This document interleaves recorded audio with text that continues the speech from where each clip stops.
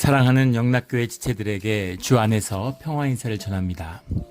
오늘은 2022년 4월 13일 수요일입니다. 오늘의 묵상 본문은 여호수아 6장 8절로 27절까지의 말씀입니다. 오늘 본문 말씀 여호수아 6장 28절부터의 말씀은 이렇게 시작합니다. 여호수아가 백성에게 이르기를 마침에 제사장 7은 양각 나팔 7을 잡고 여호와 앞에서 나아가며 나팔을 불고 여호와의 언약궤는 그 뒤를 따르며, 우리 어저께 나누었던 말씀, 여호수아를 통해 선포된 말씀 그대로 여리고성 첫 성읍 요단강을 건너서 가나안 땅에 들어온 첫 성에 대한 정복 전쟁, 그 여리고성 앞에서 주님이 말씀하신 대로 이 요벨 나팔을 양뿔로 만든 양각 나팔을 불면서 성문을 도는 그 말씀을 순종하고 그 말씀에 따르고 있는 것이죠. 여호와 앞에서 나팔을 불고 여호와의 언약궤는, 여호와의 언약궤가 주님의 상징이니까 언약궤 앞에서 나팔을 불면서 이제 그 뒤를 따랐다, 이렇게 되어 있습니다.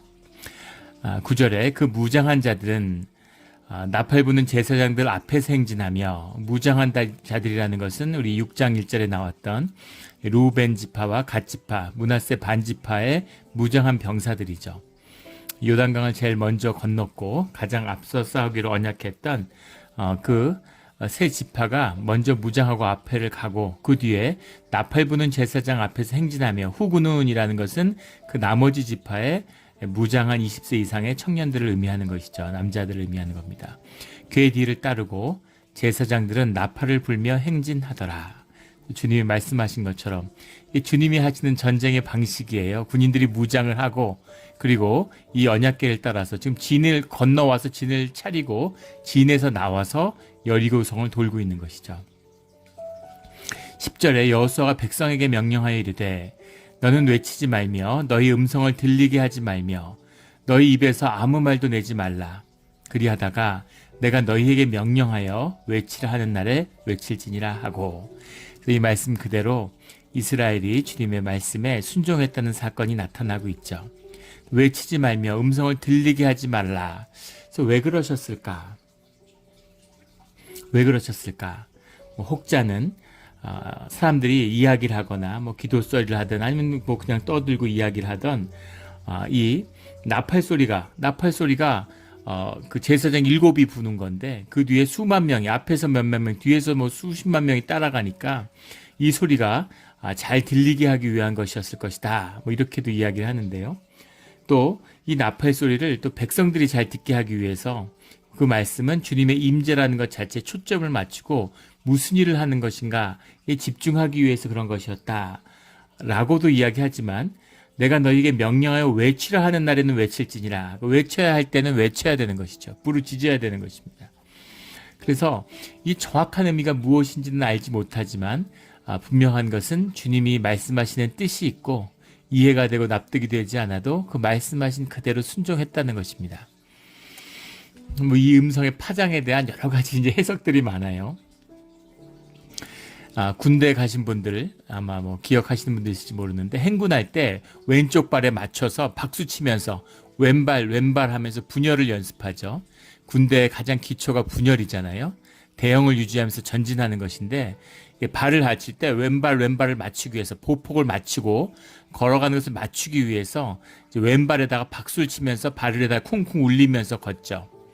근데 그걸 하는데 다리를 건널 때는 그렇게 하지 않습니다.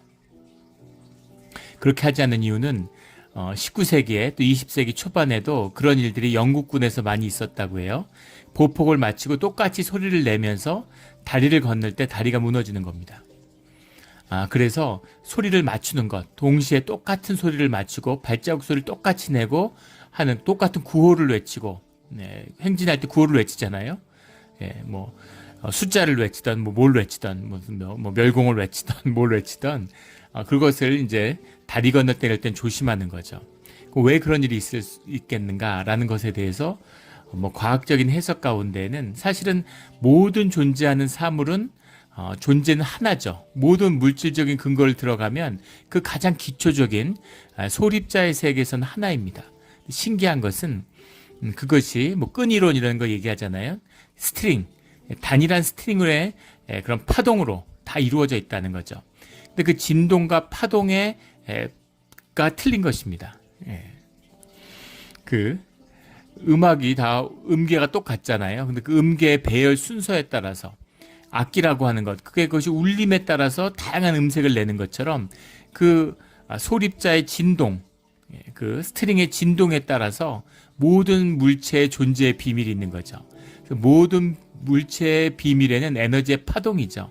그 파동이 일치하느냐, 그겁니다. 우리 몸이라고 하는 것은 사실은 이제 텅 비어 있다고 그러죠.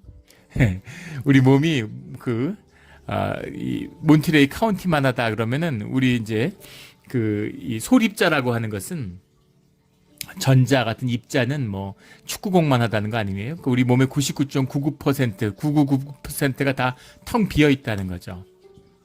참 받아들이기 힘들죠. 근데 우리 몸이 꽉 찬 것 같은데 눌러보면 그거는 우리 몸에 있는 전자기의 반발력, 전기가 밀어내는 힘 때문에 그렇게 느껴지는 것이지 사실 우리 몸은 텅 비어 있고 세상의 만물도 텅 비어 있다는 겁니다. 그래서 예전에 한 그 버클리대 물리학 교수인데 로플린이라고 한국의 카이스트 대학 총장도 하고 그러셨던 분이죠. 그분이 그 사실이 믿겨지지 않잖아요, 도저히. 그래서 그 물리학과 학생들, 버클리 물리학과 학생들이 처음 입학을 하면 몸이 비어 있다는 것을 느끼게 해주기 위해서 몸에다 소립자를 쏴준대요. 실험실에 데려가서. 소립자를 쏘는데 우리 몸이 꽉 차 있으면 튕겨 나가야죠. 근데 쏘는 족족 몸을 다 통과하는 걸 이제 보게 된다는 거죠. 그래서 그런 소립자들의 파동이 모든 존재의 비밀이라는 겁니다. 그래서 파동의 비밀이 열리면 우리가 벽을 통과할 수 있다는 거잖아요. 확률이 제로가 아니라는 겁니다. 물론 가능성은 극히 낮지만 벽돌에 진동하는 소립자와 우리 몸에 진동하는 소립자가 하나로 그 파동이 일치되면 거기를 통과할 수 있다는 거죠. 물론 가능성은 굉장히 낮겠지만 그게 불가능이 아니라는 겁니다. 무슨 얘기냐면 소리의 힘이 그만큼 무섭다는 거죠. 소리에 깊은 비밀이 있어서 이 소리의 파동, 모든 사람들이 똑같이 한 목소리를 낼 때 그 힘이 무시무시한 힘이 있다는 거예요. 뭐 그런 예들을 많이 들 수 있겠는데 그런 것의 일종이 아니었겠느냐. 수십만 명이 똑같은 소리를 동시에 내고 똑같이 걷고 뭐 이런 설명도 하기도 합니다. 근데 뭐 그런 메커니즘이 무엇이었는가는 잘 모르더라도 분명한 것은 그것을 주님이 하신 일이고 주님이 역사 가운데 주님의 뜻에 따라 순종하는 그의 백성이 있을 때 주의 권능이 그 가운데 임한다라고는 주님의 어떤 때 어떻게 역사하시는가 하는 것을 분명히 우리에게 말씀하고 계시는 거죠. 주님의 말씀에 순종함으로 주님의 뜻을 이루는, 우리가 믿음을 착각할 때가 많아요. 믿음이라는 게 우리의 의지적인 것인 줄 압니다. 내가 들어보고 내가 동의하면 내가 따라가는 것으로. 그런 것은 믿음이 아닙니다. 믿음이라는 건 무조건적인 순종이죠. 주님과 하나가 되기 때문에 주의 뜻이 내 뜻인 거예요. 그래서 옳고 그른 게 없이 무조건 따라가는 겁니다. 좋은 예인지 모르겠는데 군대 근무할 때 제가 국방부에 근무했는데 연합사하고 함께 있어요. 연합사에 카투사라고 그래가지고 이제 그 한국 군인인데 차출돼서 미국 군대에서 근무하는 그런 군인들이 있습니다. 근데 카투사 병들은 상당히 다 엘리트 병들이죠. 근데 이제 거기 병사들이 있는데 그 미군 병사들이 뭐 체격이 우람하고 좋잖아요. 근데 그 학력 수준이나 이런 게 차이가 현격히 많이 납니다. 굉장히 그 미국 군인들 중에서 거친 친구들이 많아요. 이런 그 물리적인 그런 어떤 육체적인 건 아주 이제 힘이 강인한데 상당히 이제 거친 친구들이 있는 거죠. 막 욕도 많이 하고 뭐 사고도 많이 나고. 그런데 이제 싸움이 나는데 한국 병사들이 이제 싸움을 하고 치고받으면 상대가 안 되죠. 그런데 문제는 어떤 게 생기냐면 시간이 지나면서 싸움이 나면 자꾸 미국 병사들이 이제 많이 터져가지고 병원에 입원하고 막 이러는 거예요. 몰매를 맞아가지고. 그래서 이제 그 문제가 돼가지고 한번 조사를 한 적이 있습니다. 수사기관에서. 근데 왜 그런 사건이 나냐면 싸우면 한국 카투사 병사가 미군하고 싸운다. 그러면 카투사 병사들이 뭐 지나가다 보게 되면 이유를 불문하고 다 몰려가가지고 몰매를 주는 거예요. 미군 병사한테. 예. 다 똑같은 처지고 다 같은 한국인이니까 미군에서 있지만 이제 서로를 공감하고 이해하고 마음이 하나가 된 거죠. 이유가 필요 없어요. 그냥 한국 사람이니까 한국군이니까 미군하고 싸우면 왜 싸우는지 뭐 말리거나 자초지정을 아는 게 아니라 무조건 달려가서 본 사람들은 전부 다 발길질하고 같이 때리는 거죠.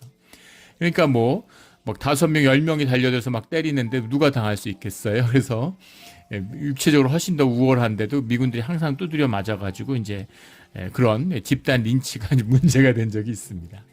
좋은 비유는 아니지만 어쨌든 동질감을 느끼고 하나라는 거죠. 이유가 없어요. 왜 싸웠는지 싸운 이유는 뭐 있겠죠 나름. 근데 그런 게 중요한 게 아니라 일단 싸우니까 한국 사람 편을 드는 것이죠. 그런 것처럼 이유를 뭐 알고 내가 납득하고 동의하고 이런 게 아니라 주님의 뜻을 하라는 대로 그대로 복종하는 것입니다. 넓게 보면 주님이 가장 잘 아시고 주님의 뜻에 대한 전적인 신뢰가 있는 것이죠. 안 좋아 보이고 나빠 보여도 주님이 하신 일이니까 주님의 뜻이 있고 그 뜻이 결국은 최선이고 선한 것이라는 걸 믿는 거예요. 우리가 말씀을 읽을 때도 마찬가지, 오늘 본문도 마찬가지입니다.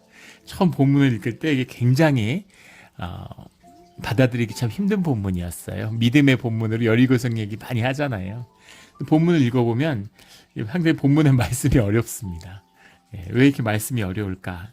말씀 한번 따라가 보죠. 12절에 또 여호수아가 아침에 일찍 일어나니 제사장들이 여호와의 궤를 메고 13절에 제사장 7은 양각 나팔 7을 잡고 여호와 궤 앞에서 계속 행진하며 나팔을 불고 무장한 자들은 그 앞에서 행진하며 후군은 여호와의 궤를 따르고 제사장들은 나팔을 불며 행진하느라. 14절에 둘째 날에도 첫째 날, 둘째 날, 여섯째 날처럼 매일 나와서 한 번씩 돈 겁니다. 그리고 15절에 일곱째 날 새벽에 그들이 일찍 일어나서 전과 같은 방식으로 그 성을 7번 도니, 그 7번이라고 하는 것이 우리 이제 6장에 14번 나온다는 것을 어제 나눴습니다. 그 7이라고 하는 말, 쉬바라고 하는 말이 주님의 일, 주님의 구별된 주님의 시간, 그런 주님을 뜻하는 신적인 숫자라는 것을 우리가 나눈 적이 있죠. 뭐 4, 10, 6 이런 숫자들이 땅의 숫자라고 한다면 7, 12 이런 것이 이제 하늘의 숫자죠. 3 이런 숫자들이 이제 하늘에 대비되는 숫자들입니다. 그 일곱째 날 새벽에 7번을 돈 것이죠. 그랬더니 그 성을 7번 돌기는 그날 뿐이었더라. 그래서 왜 매일 7번씩 안 돌고 일곱째 날에만 7번을 돌았을까? 7과 7이라는 의미, 우리 7일째 맞는 안식일, 7년째 맞는 안식년, 그리고 7년의 안식년을 7번째 맞는 대희년, 주님의 시간, 주님의 질서와 주님의 세계가 새로 열리는 그런 의미를 가지고 있죠.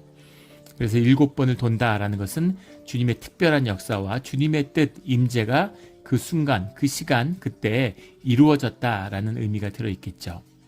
16절에 7번째 제사장들이 나팔을 불 때 여호수아가 백성에게 이르되 외치라. 여호수아 가운데 주님의 말씀과 감동이 임한 것이죠. 외치라 하고 여호와께서 너에게 이 성을 주셨느니라 하고 선포하고 있습니다.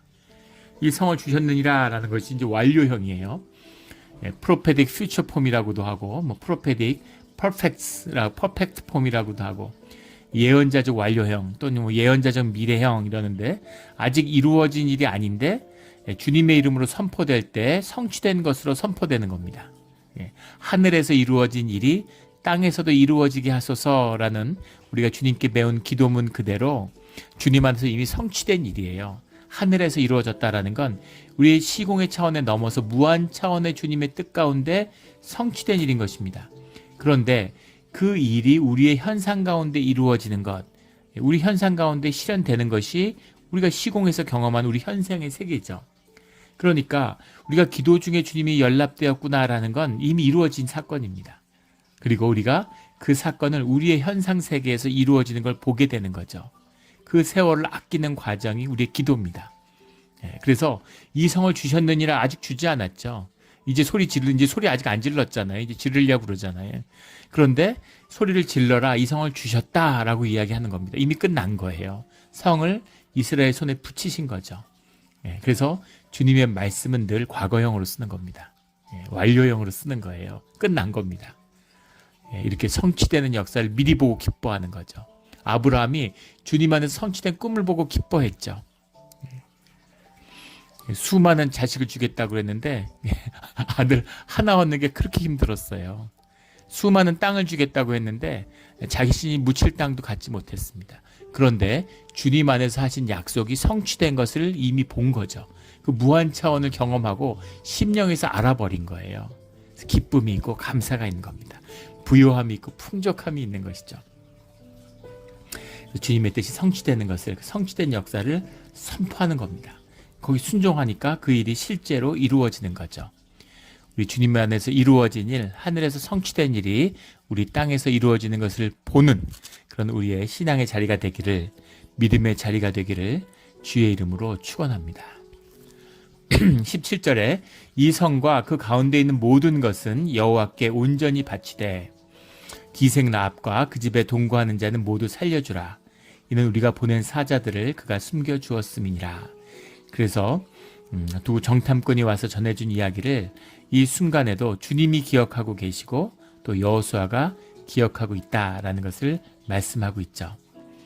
여호와께 온전히 바치되라는 바친다라고 하는 말이 헤렌이라는 말인데 헤렘이라는 말이죠. 근데 하람이라는 말에서 왔어요. 이 하람이라는 말이 바치다, 구별하다 이런 뜻도 들어있는데 진멸하다, 저주하다 이런 뜻도 들어있습니다. 이 두 뜻이 다 들어있어요. 두 측면이 다 있는 것이죠. 이 말씀이 오늘 말씀의 아주 그 키포인트입니다. 힘든 말씀이에요. 주님의 임재 가운데 들어간다. 주님 안에 들어간다는 것이 무엇인가라는 것을 보게 되는 것이죠. 21절에 보면 그 성 안에 있는 모든 것을 온전히 바치되 남녀노소와 소와 양과 나귀를 칼날로 멸하니라 이렇게 되어 있습니다. 다 죽이라는 얘기입니다. 근데 사람뿐 아니라 소와 양과 나귀까지 다 죽여라. 주님께 바친다는 의미가 뭔가 이제 이런 걸 생각하게 되는 것이죠. 사람을 죽이는 뭐 인신공양이냐? 인신공양이라는 게 뭐 중남미 같은데 그런 그 마야 문명 이런 데 보면은 인신공양이 어마어마해. 전쟁에서 포로를 잡으면 다 신에게 제물로 죽여서 바쳤습니다. 그런 거냐? 근데 이 온전히 바치다라고 하니까 마치 사람을 죽이는 게 제사같이 의미되지만 이제 그런 의미가 아니라 사실은 이 바친다는 것에 이제 바친다라고 하는 것 이것이 이제 구별된다. 주님과 함께한다라는 뜻입니다.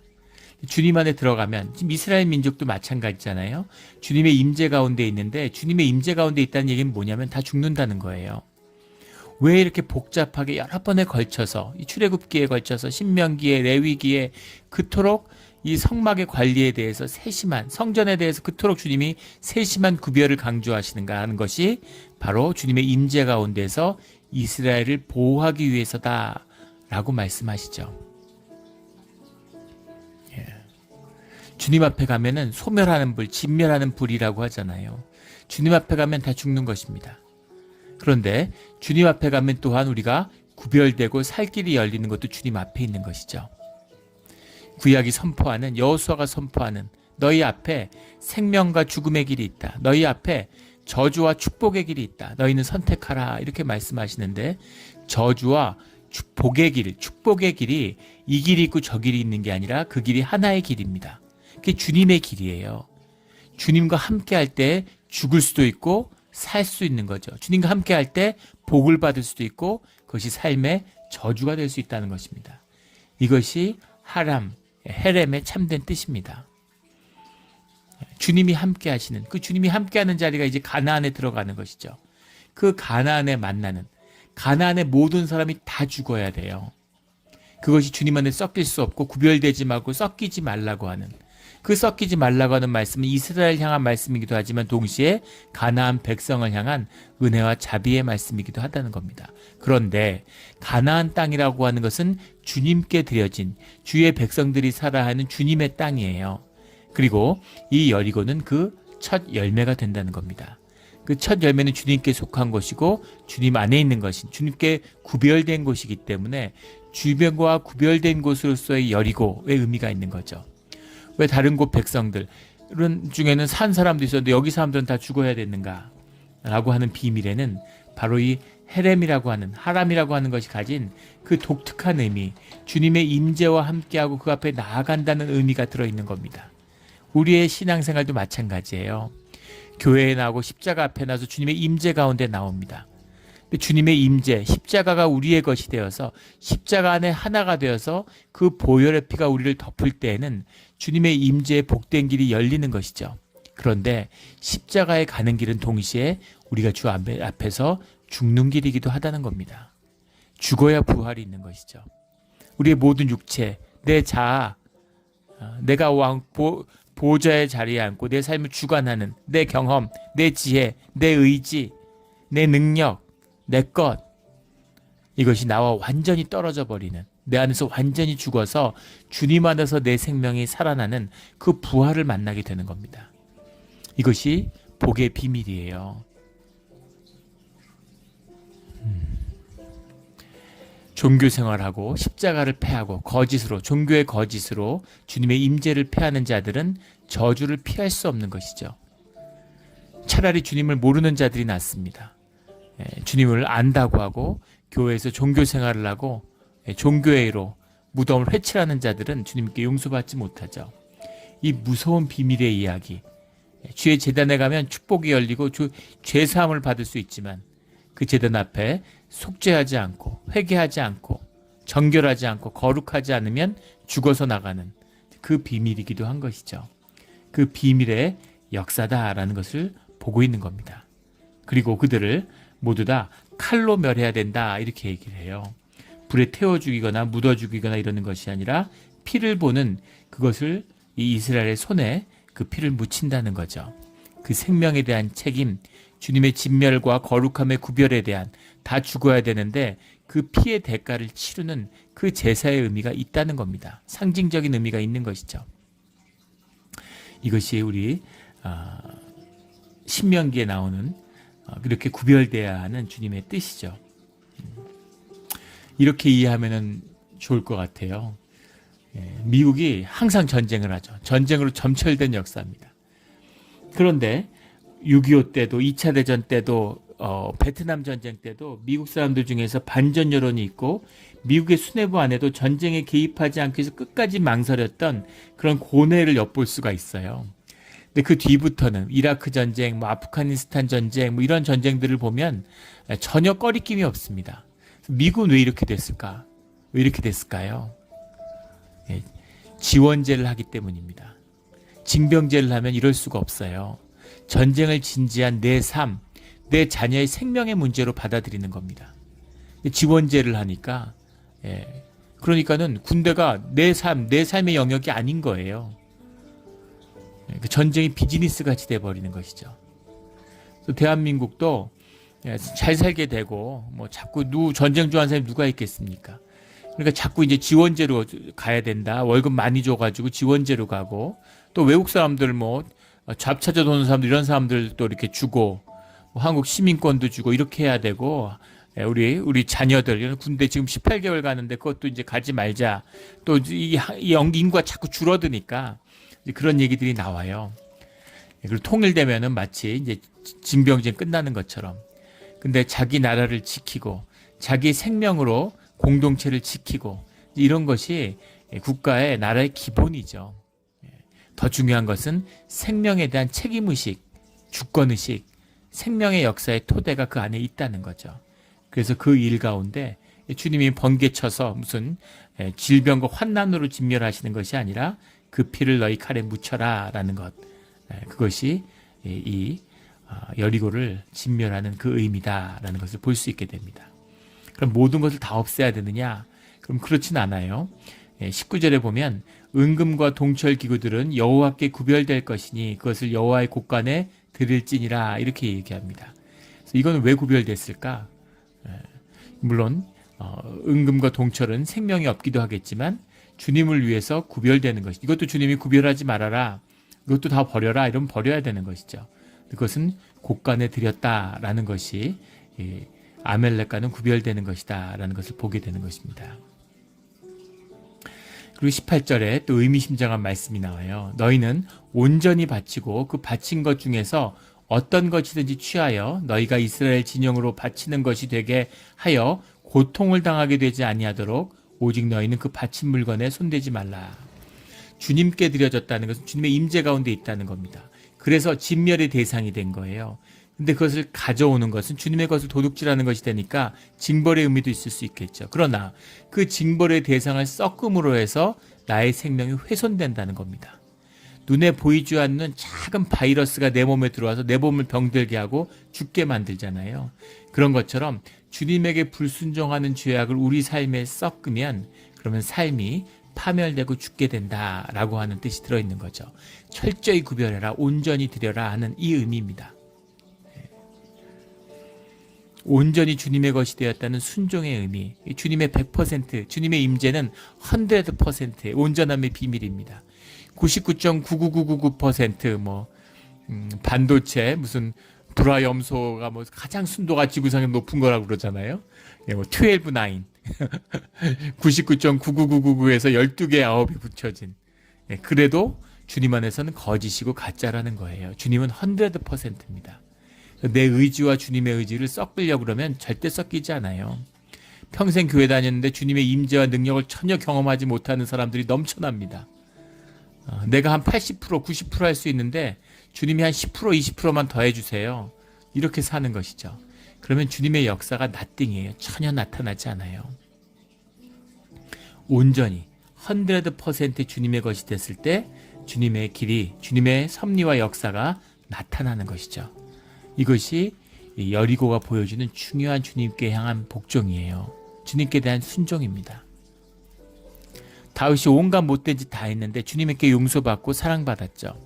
근데 사울은 주님이 아멜렉의 것을 진멸하라는 그 말 한마디를 어겼다가 주님께 버림을 받았습니다. 이것이 주님이 같이 가는 비밀이에요. 중요한, 절대 넘어서는 안 되는, 주님한테 지켜져야 하는 부분들이 있습니다. 주님 안에서 늘 온전히 거룩함으로 주님을 향한 주님과의 일 가운데에서 무너지거나 그 선을 넘는 일이 없는, 지켜지는 온전하게 받쳐지는 우리의 삶의 자리가 되기를 주의 이름으로 축원합니다. 이것이 여리고의 의미다. 이 여리고의 의미도 사실 이스라엘도 마찬가지고, 이스라엘하고 별게 있습니까? 여리고 사람들보다 특별히 윤리적이었을까요? 더 잘 살았을까요? 노예로 살았는데 더 선할까요? 전혀 아니죠. 악하면 더 악하고 독하면 더 독하고 못되면 더 못됐을 거예요.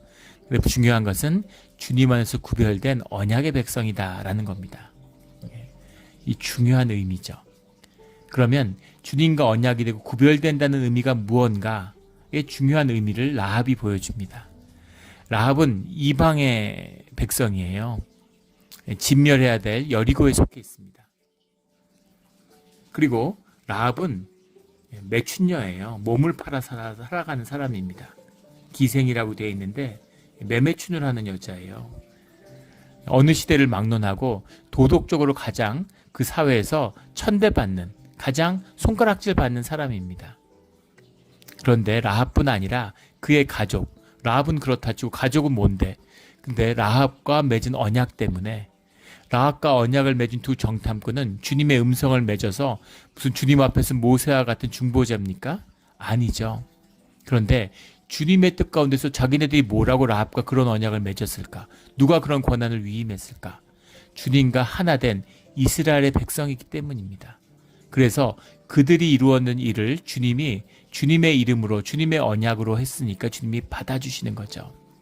주님이 라합하고 언약 맺어라 이렇게 한 것이 아니라 라합과 맺은 언약을 주님의 이름으로 맺었기 때문에 그 어려움 속에서 절체절명의 순간에 주님의 일을 하는 가운데 드린 그 약속을 주님이 주님의 것으로 받아주신 거예요.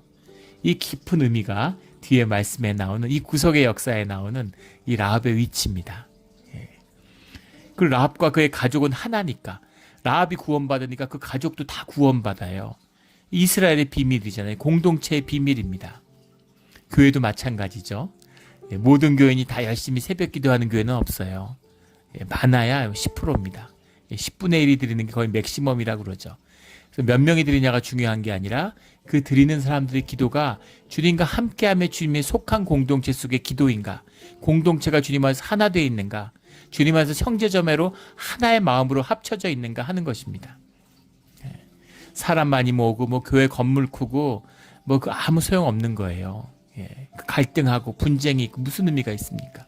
교회가 갈등이 있으면 사람이 점점 늘어요. 세력화되고 세력 균형을 이루면 교회가 막 번창하는 것 같죠. 이건 주님의 교회가 아니에요. 아무 의미가 없습니다. 교회 안에 분쟁이 있고 갈등이 있으면 새벽 기도가 미어 터지죠. 종교의 의의를 갖춰야 되니까, 종교의 의의를 겨뤄야 되니까 그게 무슨 의미가 있습니까? 그런 게 죄예요. 절대 그런 짓을 하면 안 됩니다. 작고 힘이 없어도 주님 안에 순종하는, 화합하는, 화목한 한 가족을 이루면 주님의 역사가 반드시 나타나게 돼 있죠. 주님의 이름으로 두세 사람이 모인 곳에 주님이 함께 하겠다고 약속하셨어요. 그 약속이 이루어지는, 우리 교회도 이제 우리 6년 만에 임직식을 합니다. 이번에 교회 설립 기념주일이 특별하다는 걸 교회인들이 다 느끼시는 것 같아요. 그런 말씀들을 많이 하세요. 교회가 화목하고 이제 하나 되고 함께 하자고 하는, 과거의 경험을 뛰어넘고 십수년간 계속되던 갈등과 분열을 뛰어넘을 수 있는 그때를 주님이 이제 열어주시는구나, 그때가 왔구나 하는 걸 다 느끼는 것이죠. 그것을 직접 보는, 시험도 있고 뭐 공격도 있겠죠. 하지만 주님 안에서 한 마음이 되고 주님 안에서 거하면 그 복을 다 같이 누리는 겁니다. 이 축복이죠. 라합하고 한 가족이니까 가족이 다 복을 누려요. 이스라엘 모든 사람이 다 복을 누려요. 이 비밀이 중보의 비밀이고 공동체의 비밀입니다. 구원의 비밀이죠. 이 비밀을 놓치지 않은 우리 모두가 되기를 주의 이름으로 축원합니다. 23절에 정탐한 젊은이들이 들어가서, 젊은이들이라고 했는데 하 네아림이라는 거죠. 하 더 뭐 영맨 이렇게 해석도 하고, 네아림이라는 게 나르라는 말의 복수인데 이게 사실은 어린아이, 소년들이라는 뜻도 있고 뭐 청년이라고 여기서는 해석했습니다. 정탐꾼을 애들을 보내지는 않겠죠. 또 관리의 의미로도 해석이 돼요. 이게 나르라는 말이 성경에 이제 많이 나오죠. 그 청년들이 가서 라합과 그의 부모와 맺었던 언약이 있잖아요. 붉은 줄을 메고 그 집안의 가족들을 다 모아라 라고 하는. 그래서 그 부모와 그의 형제와 그에게 속한 모든 것을 이끌어내고 또 그의 친족도 다 이끌어내어 그들을 이스라엘 진영 밖에 두고, 이스라엘 진영 밖에 둔다라고 하는 것은 이민족, 이방인을 이스라엘 공동체 안에 들일 때의 규례죠. 그 민수기 23장에 나오는 7일 동안 그 진영의 밖에 있다가 들어와야 되는 거죠. 그래서 이스라엘과 함께 살아가게 되는, 언약을 맺었기 때문에 주 안에서 하나 되는 비밀입니다. 혈통으로 구분되거나 그런 걸로 나눈 게 아니에요. 애굽에서 나올 때 믿음으로 따라 나온 사람은 다 이스라엘이 된 것이죠. 라합도 주님과의 언약을 믿고 주님을 믿기 때문에 주의 백성이 된 거예요. 이게 무슨 혈통이나 무슨 종교적인 몽인 줄 아는 사람들이 있어요. 그런 거 아닙니다. 주님의 백성이 되는 거예요. 오늘날 이스라엘은 이 성경이 이스라엘하고 아무 상관이 없습니다. 심지어 혈통적으로도 아무 상관이 없어요. 유대교라고 하는 것은 완전히 예루살렘이 무너지고 유대 민족 자체가 사라진 다음에 나온 신흥 종교입니다. 이스라엘의 의미, 유다의 의미를 따진다면, 그렇다면 오늘 우리 크리스찬들이 주님의 참된 백성이죠. 참된 이스라엘입니다. 그것도 기독교의 거짓으로 부패하지 않은 주의 백성을 의미하는 것이죠. 참된 주님과 함께하는 자, 그가 누구든, 그가 무슨 여리고의 백성이든, 그가 매춘녀든, 아니면 그런 딸을 둔 아버지든, 그 친족들이든, 주님과의 약속에 기반한 주님께 구속을 받은 모든 사람들이 다 주의 백성이 된다라는 것을 보여주고 있는 거죠. 25절에 여호수아가 기생 라합과 그의 아버지의 가족과 그에게 속한 모든 것을 살렸으므로 그가 오늘까지 이스라엘 중에 거주하였으니, 오늘까지라는 건 이제 여호수아서가 쓰여질 때까지 살아 있었다. 오랜 기간 함께 살았다. 이런 의미죠. 이는 여호수아가 여리고를 정탐으로 보낸 사자들을 숨겼음이더라. 이렇게 말씀하고 있습니다.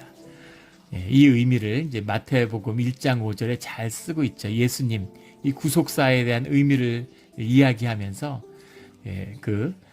쌀마는 라합에게서 보아스를 낳았고, 이런 말이 나옵니다. 유다의 족장인 쌀만이 라합과 결혼해서, 그 대단하죠.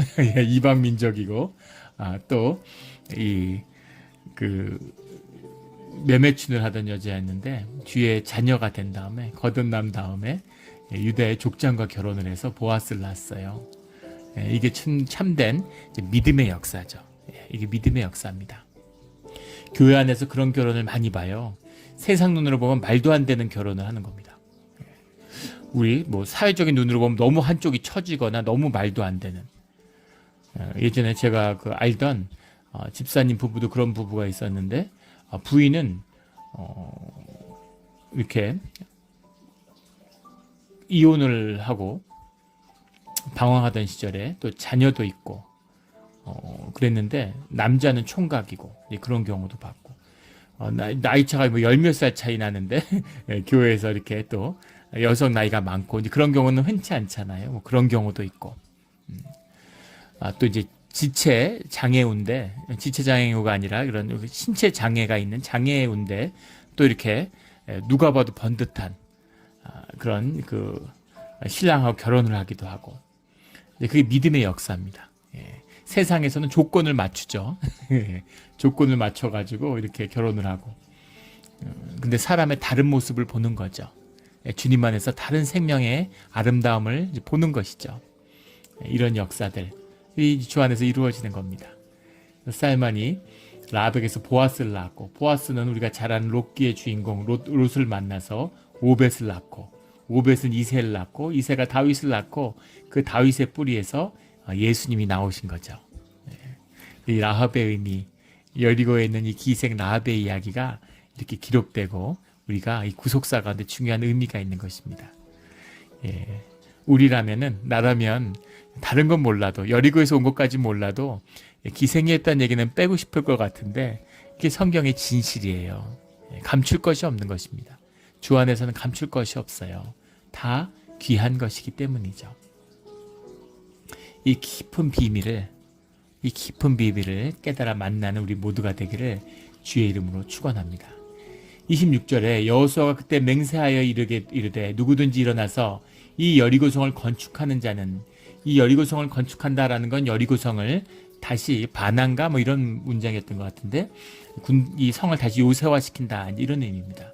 이 의미는 단순히 여리고성에 있는 도시와 산다 이런 의미가 아니라 원래 여리고성의 역할을 다시 복원시킨다. 주님이 하신 일인데 그것을 뒤집는다 이런 뜻이 들어있는 거죠. 거역의 의미가 들어있는 겁니다. 여호와 앞에서 저주를 받을 것이라.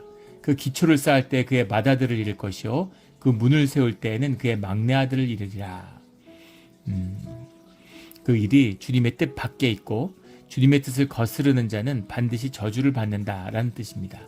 근데 역대왕상 16장에 가면 34절에 이 말씀이 성취되었음이 나오죠.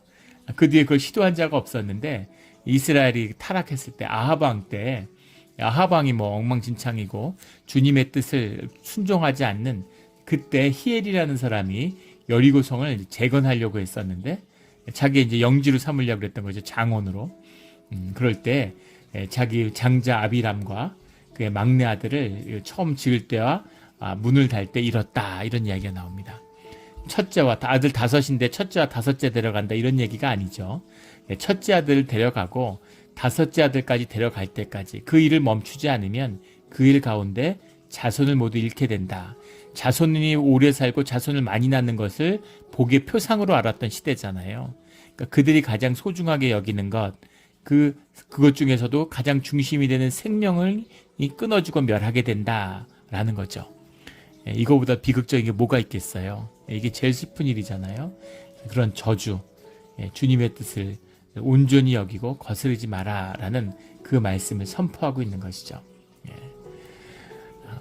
똑같은 역사 가운데 복의 길이 열리는 저주받고 망한 삶 같았지만 축복의 문, 놀라운 주님의 구속사 이름을 올리는 라합의 이야기가 여리고성 가운데 있죠. 또 여리고의 모든 것이 진멸되고 망하는 이야기가 있습니다. 또 죽는 줄 알고 칼 들고 떨면서 나왔지만 그 성이 무너지는 승리의 이야기도 있죠. 어떤 이야기를 선택하시겠습니까? 우리 앞에 놓인 믿음의 이야기예요. 우리 고난주간 가운데 있는데 믿음의 역사를 십자가를 영접함으로 십자가의 아픔과 고난을 우리의 삶의 중심의 진실로 마주함으로 우리 삶 가운데 하늘의 복이 열리는 부활을 만나는 우리의 믿음의 자리가 되기를, 그런 고난주간이 되기를 예수 그리스도 이름으로 축원합니다. 아멘. 함께 기도드리겠습니다. 하나님 아버지 감사합니다. 주님 귀한 말씀 주시니 감사합니다. 말씀이 때로는 어렵고 때로는 말씀을 받아들이기 힘들 때도 있습니다. 그러나 주님을 믿고 신뢰함으로 주님이 가장 귀하고 선한 분이며 우리에게 늘 최선의 길을 열어주고 허락하시는 분이라는 것을 믿기에 주님의 뜻에 따라 순종하며 가겠습니다. 우리의 삶의 자리, 우리의 가족 가운데, 우리의 자녀 앞에, 우리의 교회와 공동체 앞에 주님의 선한 길을, 부활의 길을 열어주시옵소서. 감사드리며 예수 그리스도의 이름으로 기도드렸습니다. 아멘.